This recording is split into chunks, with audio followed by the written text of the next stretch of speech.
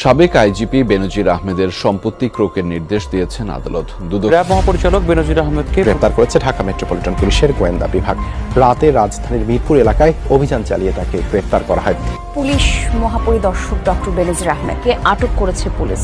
সাবেক আইজিপি বেনজির আহমেদের 5 দিনের রিমান্ড মঞ্জুর করেছেন আদালত। ঢাকা মহানগর হাকিম আদালতে 10 দিনের রিমান্ড আবেদন জানিয়েছিল পুলিশ।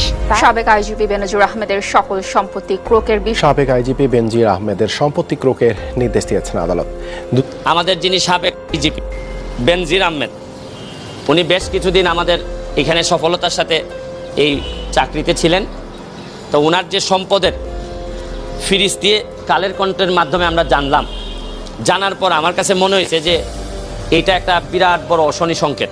প্রশ্ন উঠছে, তবে কি সব হারাতে যাচ্ছেন সাবেক আইজিপি বেনজির আহমেদ? সবকিছু অবৈধভাবে উপার্জন করলে সেটা ধরা খাওয়ার পরে সবকিছু হারাই যাবেন, এটাই স্বাভাবিক। বেনজির আহমেদ তার